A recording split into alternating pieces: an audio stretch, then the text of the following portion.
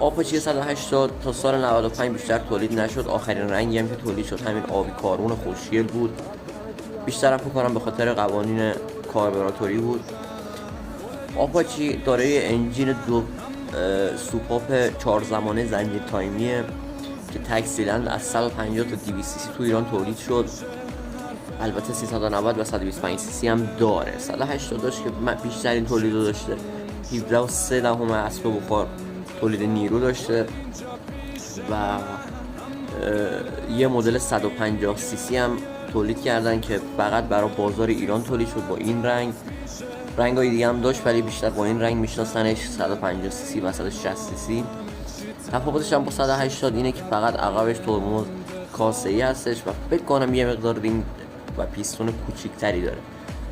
آپاچی خدمت خیلی خوبی به دوستان کیپ هاپ و